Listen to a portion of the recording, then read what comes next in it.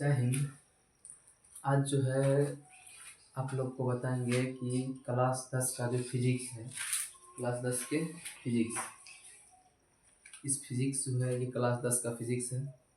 इस फिजिक्स का पहला चैप्टर है प्रकाश का परावर्तन। पहला चैप्टर क्या है? प्रकाश परावर्तन एवं अपवर्तन। ठीक है, तो प्रकाश परावर्तन एवं अपवर्तन को क्या करेंगे, बताएंगे। ठीक है, तो आप लोग ध्यान से इसको देखिए कि प्रकाश का परावर्तन और अपवर्तन क्या है। तो इस चैप्टर को आज हम शुरू करते हैं और अंत तक इस चैप्टर को क्या करेंगे, लेक्चर 1, लेक्चर 2, 3 करके हम इसको पढ़ाते जाएंगे और आप लोग इसको पढ़ते जाइएगा। तो आइए देखते हैं। पहला चैप्टर का नाम है प्रकाश का परावर्तन एवं अपवर्तन, और इसमें हमको पढ़ना है, ये दो भाग में बटा हुआ, एक है परावर्तन और दूसरा है अपवर्तन। तो हम पहले पढ़ेंगे प्रकाश का परावर्तन। क्या पढ़ेंगे? पहले प्रकाश का परावर्तन। तो प्रकाश के परावर्तन को जानने से पहले हमको पहले प्रकाश जानना पड़ेगा कि प्रकाश क्या है, प्रकाश किसे कहते हैं।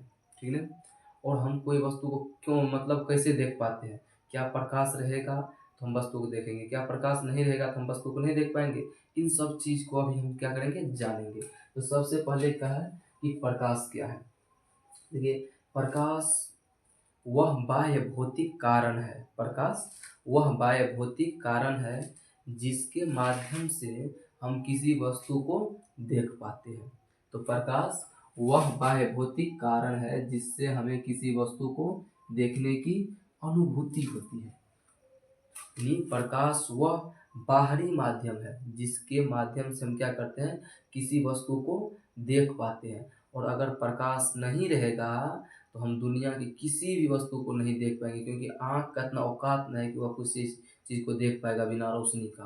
ठीक ना, इसीलिए तो अंधेरा घर में जाते हैं तो हमको कुछ दिखाई नहीं देता है, जैसे लाइट जलाते हैं भक्त सब कुछ दिखाई देना शुरू हो जाता है। ठीक, तो प्रकाश समझे क्या है कि प्रकाश वह बाह्य यानी बाहरी भौतिक कारण है जिसके माध्यम से हमें किसी वस्तु को देखने की अनुभूति होती है, उसे ही प्रकाश कहते हैं। क्या बस प्रकाश को इतना ही जानते हैं? नहीं, प्रकाश के बारे में और जानते हैं ना। प्रकाश तो इसको कहते हैं कि प्रकाश से हम किसी वस्तु को देख पाते हैं। और जब प्रकाश एक ऊर्जा है, क्या है? प्रकाश एक ऊर्जा का रूप है। प्रकाश क्या है? जो एक प्रकाश एक ऊर्जा का रूप है।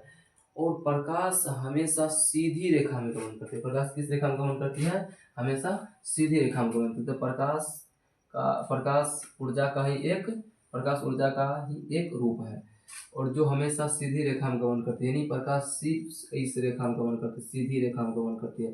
ऐसे ऐसे ऐसे प्रकाश गमन कभी नहीं करती, क्योंकि आप टॉर्च जब जलाते होंगे और टॉर्च को जैसे ऐसे स्विच दबाते होंगे तो रोशनी सीधा आ जाता होगा, इस तरह से फ्लेक्सिबल नहीं होता होगा, इस तरह से टेढ़ा मेढ़ा नहीं जाता होगा, बिल्कुल सीधा आ जाता है। इसलिए क्योंकि प्रकाश की प्रकृति है कि वह जो है सीधी रेखा में गमन करती है, टेढ़ा मेढ़े रेखा में गमन नहीं करती है। ठीक है, तो प्रकाश हमेशा किस रेखा में गमन करती है? तो सीधी रेखा में गमन करती है।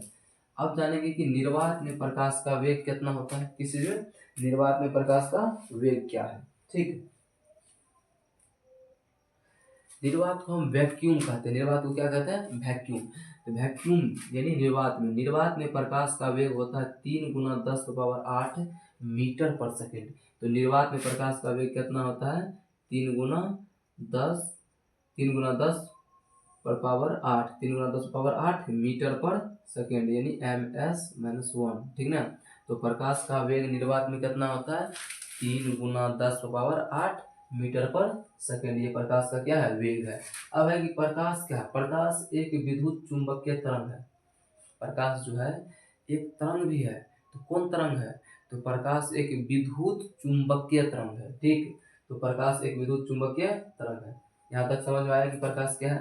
प्रकाश के बारे में इतना ही है, और प्रकाश को हम जान गए अच्छा से। अगर एग्जाम में आएगा ये प्रश्न प्रकाश क्या है, तो इसके बारे में हम लोग खूब अच्छा से लिख देंगे कि प्रकाश वह बाहरी भौतिक कारण है या वह बाह्य भौतिक कारण है जिससे हमें किसी वस्तु को देखने की अनुभूति होती है, उसे प्रकाश कहते हैं। प्रकाश एक विद्युत चुंबकीय तरंग है। ठीक है, प्रकाश हमेशा सीधी रेखा में गमन करती है। प्रकाश का जो है निर्वात में वेग 3 गुना 10⁸ मीटर पर सेकेंड होता है। प्रकाश एक ऊर्जा है। ठीक, अब दूसरा है कि किरण क्या है? किरण। ठीक, आइए हम देखते हैं किरण को, क्या मतलब किरण किसको कहते हैं। आप लोग ये जान चुके हैं कि प्रकाश जो हमेशा सीधी रेखा में गमन करती है, तो प्रकाश के गमन पथ यानी जिस रास्ता से प्रकाश जा रही है, तो प्रकाश के गमन पथ की दिशा को ही क्या कहते हैं, हम किरण कहते हैं। यानी टॉर्च इधर से जलाए और प्रकाश सीधे इधर की तरफ चल दिया, तो इस रास्ता को ही हम क्या कहेंगे, किरण कहेंगे। यानी मान के चलिए टॉर्च जलाए इस तरह से और उस दीवार में टॉर्च का रोशनी पड़ रहा है, यहाँ से लेकर के यहाँ तक वहाँ तक जाने में एक दूरी तय किया, ठीक है, किसी न किसी दूरी से वहाँ तक पहुँचा, इसी दूरी को हम क्या कहते हैं, यानी दिशा को। प्रकाश जो इस यहाँ से वहाँ गया, किस दिशा में गया, आगे की दिशा में गया, तो इस दिशा को हम क्या कहते हैं, किरण कहते हैं। तो प्रकाश के गमन पथ के, पथ में रास्ता, प्रकाश के जाने के रास्ता, प्रकाश जिस रास्ता से जा रहा है, तो प्रकाश के जाने वाले रास्ता को हम क्या कहते हैं, किरण कहते हैं। तो प्रकाश के गमन पथ की दिशा को किरण कहते हैं। ठीक, यह समझ में आ गया। अब है कि प्रकाश पुंज किसे कहते हैं। प्रकाश पुंज, देखिए पुंज मतलब होता है समूह, पुंज मतलब समूह। तो प्रकाश पुंज यानी प्रकाश का समूह, प्रकाश का समूह, प्रकाश के समूह को हम क्या कहते हैं, क्या कहते हैं, प्रकाश पुंज कहते हैं। तो प्रकाश यानी किरण, तो किरणों के समूह को ही प्रकाश पुंज कहते हैं। किरण के समूह को क्या कहते हैं, प्रकाश पुंज कहते हैं। अब है कि प्रकाश पुंज कितने प्रकार के होते हैं, प्रकाश पुंज कितने प्रकार के होते हैं। तो प्रकाश पुंज 3 प्रकार का होता है। क्या प्रकार का होता है, 3 प्रकार का। कितना प्रकार के, 3 प्रकार के प्रकाश पुंज 3 प्रकार का होता है। कौन कौन है प्रकाश पुंज 3 प्रकार के होता है, लेकिन कौन कौन, तो आइए हम देखते हैं। एक होता है समांतर प्रकाश पुंज, कौन होता है, बोलिए, समांतर प्रकाश पुंज। दूसरा होता है अब अभिसारी प्रकाश पुंज, और अभिसारी प्रकाश पुंज को हम संश्रिप्त प्रकाश पुंज भी कहते हैं।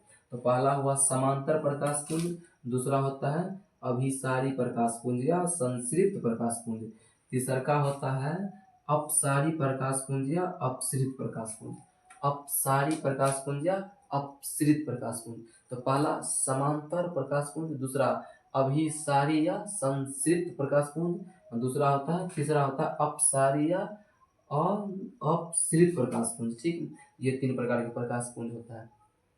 तो अब हम जानेंगे कि समांतर प्रकाश पुंज किसको कहते हैं। कौन प्रकाश पुंज, समांतर प्रकाश पुंज। तो जिस प्रकाश पुंज की सभी किरणें समांतर हो उसे समांतर प्रकाश पुंज कहते हैं। यानी जिस किरण की, यहाँ मान चलिए यहाँ से टॉर्च जलाए, ठीक, यहाँ से क्या किया, टॉर्च जलाई, इधर गया रोशनी, ठीक है, उसके बाद यहाँ से टॉर्च जलाए, फिर एक रोशनी यहाँ गया, फिर यहाँ से टॉर्च जलाए और एक रोशनी यहाँ गया।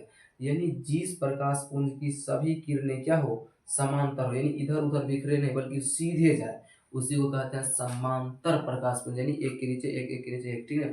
तो जिस प्रकाश पुंज की सभी किरणें, जिस प्रकाश पुंज की टोटल किरणें क्या हो, समांतर हो, क्या हो, समांतर हो, उसे क्या कहते हैं, समांतर प्रकाश पुंज। तो जिस किरण की सभी प्रकाश, यानी जिस प्रकाश पुंज की सभी किरणें क्या हो, जिस प्रकाश पुंज की सभी किरणें समांतर हो उसे क्या कहते हैं, समांतर प्रकाश पुंज कहते हैं। जैसे यहाँ चित्र में दिखा है समांतर प्रकाश पुंज, ये हुआ, ये यहाँ से जा रहा प्रकाश पुंज, फिर यहाँ से किरणें जा रही है, फिर यहाँ से किरणें जा रही है, ये कौन प्रकाश पुंज हुआ, ये समांतर प्रकाश पुंज हुआ। ठीक है, अब है अभिसारी प्रकाश पुंज। कौन प्रकाश पुंज, अभिसारी प्रकाश पुंज। जिस प्रकाश पुंज की सभी किरणें, यानी जिस प्रकाश पुंज की सभी किरणें एक ही बिंदु पा करके मिले, क्या करें, जिस प्रकाश पुंज की सभी किरणें एक ही बिंदु पा करके मिले, किस बिंदु पे, एक ही बिंदु पे आकर के मिले, कितना बिंदु पा के मिल रहे, एक ही बिंदु पा के मिल रही है,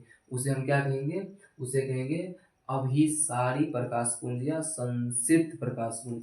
यानी जिस प्रकाश पुंज की सभी किरणें एक ही बिंदु पर आकर क्या करे, मिले, तो उसे क्या कहते हैं, उसे कहते हैं अपसारी प्रकाश पुंज, ये अभिसारी प्रकाश पुंज या संक्षिप्त प्रकाश पुंज। ठीक है, इसका ये लोगो हुआ, ठीक है, ये चित्र हुआ, यहाँ भी दिया हुआ है। अब तेसरका है अपसारी प्रकाश पुंज, अपसारी प्रकाश पुंज। तो जिस प्रकाश पुंज की सभी किरणें एक ही बिंदु से निकलकर क्या करे, विभिन्न दिशा में फैल जाए, उसे क्या कहते हैं, अभिसारी प्रकाश पुंज या अपसृत प्रकाश पुंज। जिस प्रकाश पुंज की सभी किरणें एक ही बिंदु से निकलकर विभिन्न दिशाओं में फैल जाती है उसे अपसृत प्रकाश पुंज कहते हैं या अभी अपसरित प्रकाश पुंज या अपसारी प्रकाश पुंज कहते हैं। क्या कहते हैं? अपसरित प्रकाश पुंज या अपसारी प्रकाश पुंज कहते हैं। यहाँ तक आप लोग को समझ में आया कि समांतर प्रकाश पुंज, अभिसारी प्रकाश पुंज या संश्रित प्रकाश पुंज।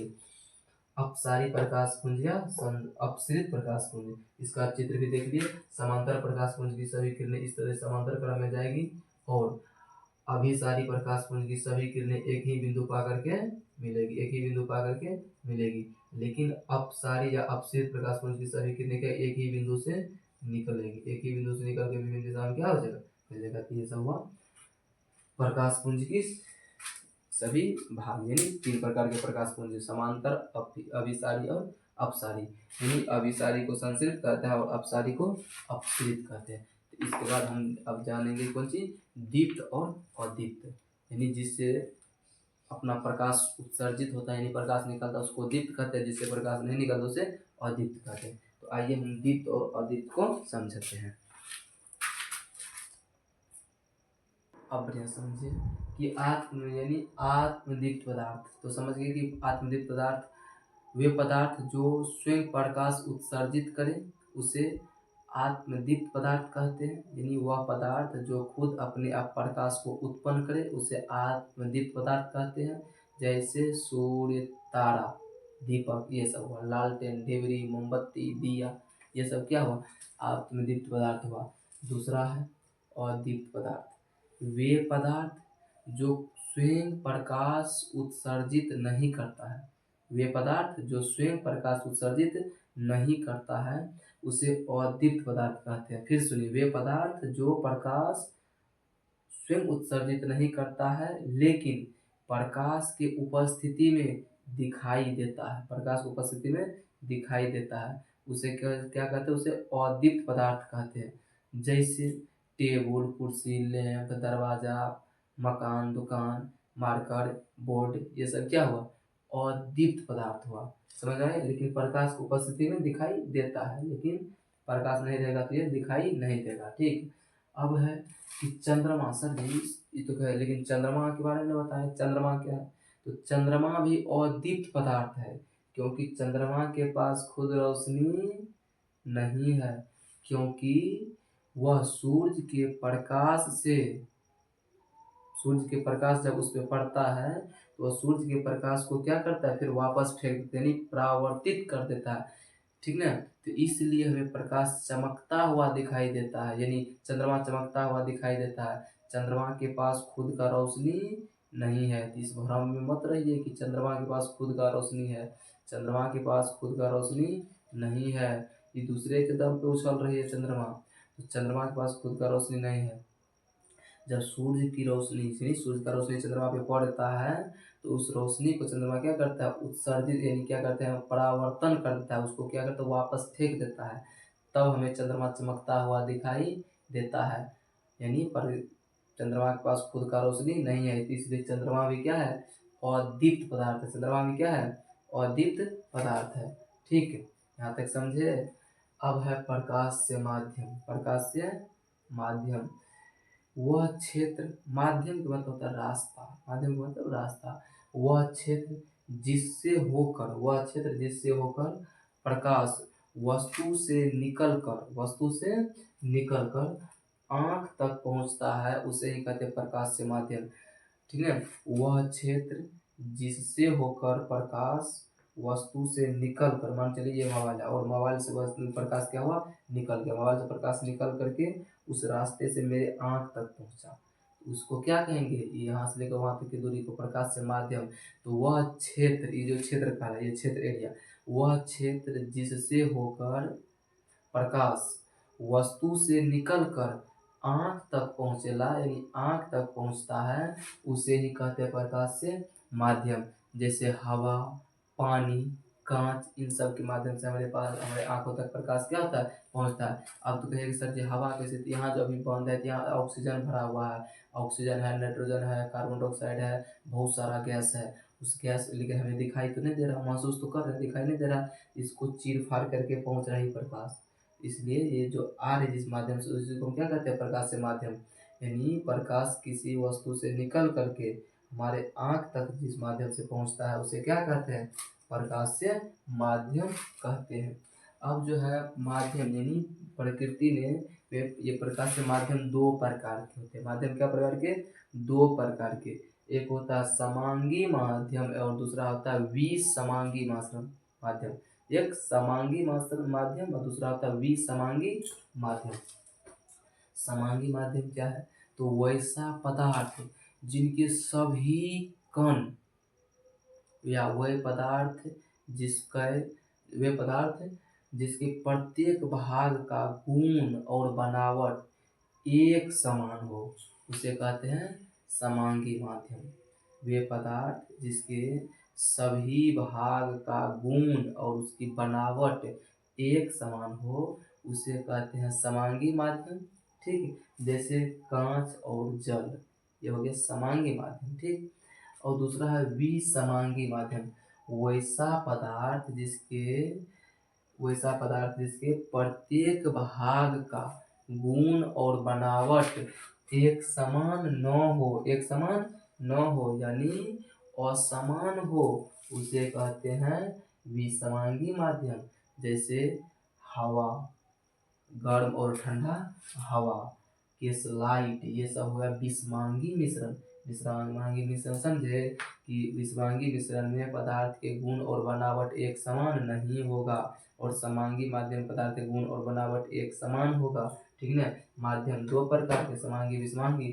उसके बाद प्रकाश माध्यम वह क्षेत्र जिससे होकर प्रकाश वस्तु से निकलकर हमारे अखिया तक पहुँचेला, ओकरे कहल जाला प्रकाश माध्यम। जैना कि हवा और पानी और कांच। अब है चंद्रमा। चंद्रमा कौन पदार्थ है? चंद्रमा अदीप्त की दीप्त, चंद्रमा अदीप्त पदार्थ है। हालांकि चंद्रमा खुद प्रकाश उत्सर्जित नहीं करती है, क्योंकि ये प्रकाश सूर्य के प्रकाश को क्या करती, ग्रहण करती है और उसको परावर्तित करके फेंक देती है। तब हमको चंद्रमा चमकता हुआ दिखाई देता है। ठीक है, तो उड़ेला केकरा दम पे? चंद्रमा, सूरज के दम पे। ठीक है, तो सूरज के दम पे चंद्रमा चमके से, ठीक ना, चमक रही है। दूसरा है दीप्त पदार्थ और अदीप्त पदार्थ। तो पहला है अदीप्त पदार्थ, वे पदार्थ जो खुद प्रकाश उत्सर्जित नहीं करे बल्कि प्रकाश के उपस्थिति में हमें दिखाई दे, उसे अदीप्त पदार्थ कहते हैं। जैसे टेबल, कुर्सी, बेंच, ये सब हो गया। उसके बाद आत्मदीप्त पदार्थ, वे पदार्थ जो खुद प्रकाश उत्सर्जित करता है, उसे आत्मदीप्त पदार्थ कहते हैं। जैसे सूर्य, तारा, ये सब हुआ। ठीक है, तो हाँ, तो हम आप लोग इसे यहाँ तक समझ में आ गया होगा आप लोग को, यानी विसमांगी माध्यम तक। ठीक है, तो नेक्स्ट एपिसोड में हम बताएंगे कि पारदर्शी, अपारदर्शी, प्रकाश का परावर्तन, विपरिवर्तन, पार्श्व परिवर्तन। ठीक ना, ये सब चीज़ को हम क्या करेंगे, जानेंगे।